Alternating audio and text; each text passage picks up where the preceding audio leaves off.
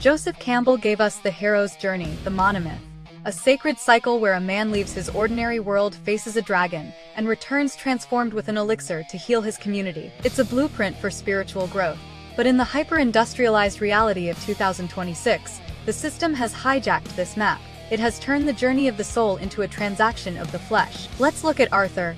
Arthur's call to adventure wasn't a mystical summons. It was the cold, mechanical sound of a final notice hitting a wooden table. In the Rust Belt, when the industries flee, they leave behind a vacuum of gravity. Staying meant a slow-motion funeral. So Arthur crossed the threshold. He stepped onto that midnight coach, leaving behind a wife and children who were still warm, still real. He moved into the special world, the city. But here is where Campbell's map fails us today. In the ancient myths, the hero meets mentors. Arthur met Pepe the clown, a predator in a silk suit preaching a divine algorithm to men who had forgotten the taste of a hot meal. He met Mia and her purple platform, a digital siren selling the illusion of soul in a world made of neon and glass. The city wasn't a forest of trials to test his spirit. It was a formatting chamber designed to strip him of everything but his utility. Campbell says the hero faces a supreme ordeal. For Arthur, this wasn't a battle with a beast. It was the grinding of his life into the foundation of luxury towers he would never inhabit. He met Elias, the old crane operator who taught him the ultimate technical truth. They pay you for the silence you keep while they grind your life. Arthur didn't defeat the dragon of the system. He became a cell in its body. He learned to breathe steel and think in blueprints. He achieved atonement, but not with a father figure. He achieved it with the machine. He became the perfect tool.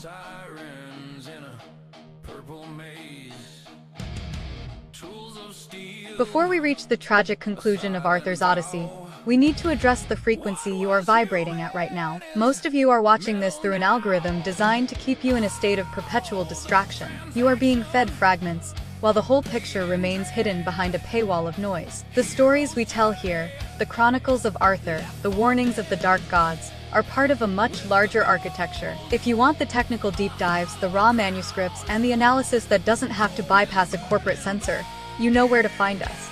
Our website is the only terrain we truly own. It is where the community of the unformatted gathers to reclaim their sovereignty. On your screen right now, you see the destination. The link is in the description below. Don't just be a spectator of the collapse, become a student of the survival.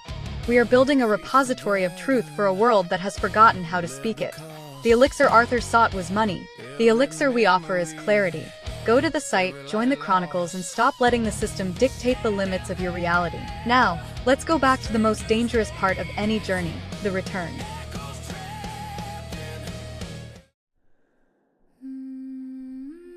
The final stage of Joseph Campbell's cycle is the return with the elixir. In the ancient myths, the hero returns from the land of shadows bearing a gift, a magical herb, a holy grail, a profound wisdom that restores the health of his community. Arthur succeeded in the most literal, brutal sense of the word. He won the war. He accumulated a bank draft so massive it could silence every debt, pay every interest, and heat every corner of his house for a century. He had the elixir in his pocket, crisp, undeniable, and signed in the blood of his own youth. But here is the crushing consequence of the modern transaction that Campbell couldn't have foreseen in the age of digital soul harvesting. The return requires a man, but the journey has created a machine. When Arthur stepped off that bus in his hometown, he looked like the archetype of success.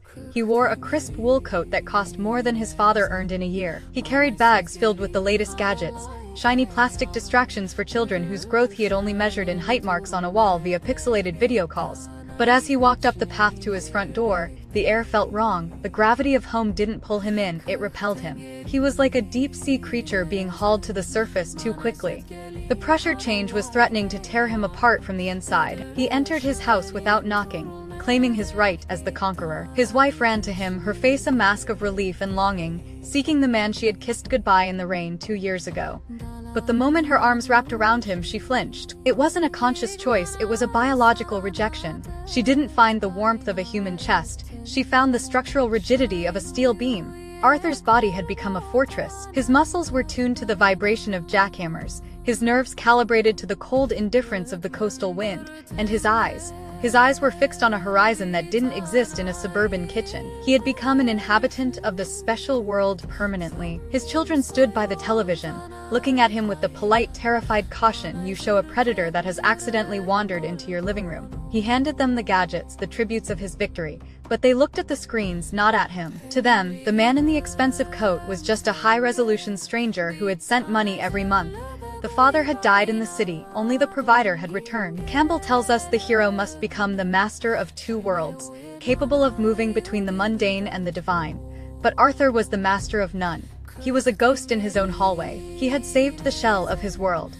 The mortgage was extinguished, the lights were bright, the fridge was full, but he had destroyed the core to pay for the exterior. He had traded his presence, that unquantifiable human frequency, for presence. The elixir was poison because it was bought with the only currency the system cannot replicate, and you can never earn back time and shared breath. This is the wound of the return. The system wins when it convinces you that saving your family requires you to systematically destroy the version of yourself that they actually love. Arthur is the ultimate warning for the year 2026. We are being pushed into an era where survival is marketed as a heroic journey, but it is actually a demolition project. The system wants you to become a ghost so you can become a more efficient provider. It wants your family to have the house but not the father. It wants the lights on but the souls off. Arthur stood in the center of his living room, realizing that the most expensive thing he ever owned was the life he had to liquidate just to pay for his survival. He had the gold, but he had lost the ability to feel the sun. He had the house, but he was still standing in the freezing rain of the coast in his mind, alone with a dead man's tools. The transaction was complete, and the House of Arthur was officially a tomb with high-speed internet. So I ask you, as you look at your own debts and your own dragons, what part of yourself are you currently grinding into the foundation of someone else's tower? Because the elixir is only worth bringing home if there is still a human being left to hold the cup. I'm Krista, the Chronicler. Until next time, keep blasphemous, folks.